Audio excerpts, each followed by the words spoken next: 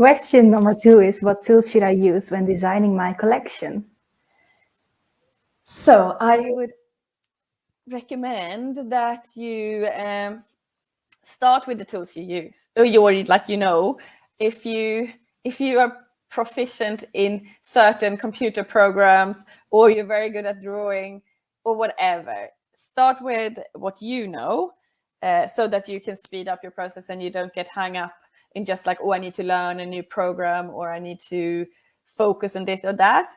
But you can do it by different ways. Once you need to find the product and decide what it is you want, but you can do your research through gathering pictures. I mean, if you are communicating with a designer and not designing yourself, the most important thing is that you have some rough sketches. They don't need to be good. They don't need to be proportionate, just showing if you have some sort of special idea, or pictures of different details of the shapes you like, anything. If you can draw, obviously draw. That's a very good starting point.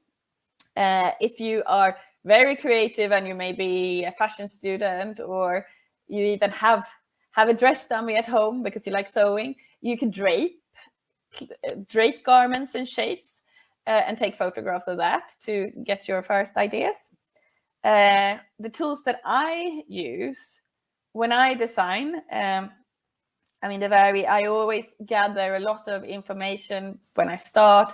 I look at trend reports. I love Pinterest. Who doesn't love Pinterest? I look at lots of different shapes and try and narrow down what would suit the certain customer or the certain design project I'm working on.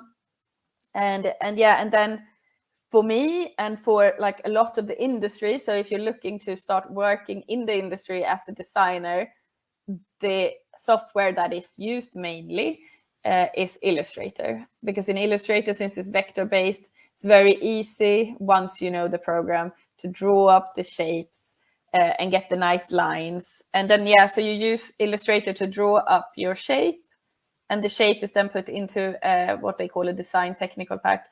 And in this design technical pack, you have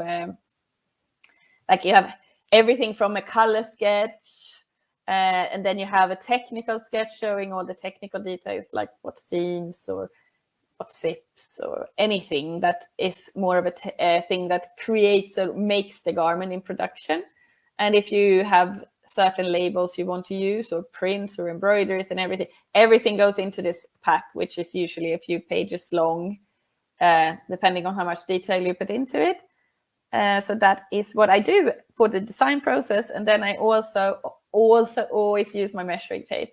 If you are designing something and you want a cuff, you can measure how long you want it by looking at your own arm. So measuring tape is always very lovely, and you put that into your tech pack.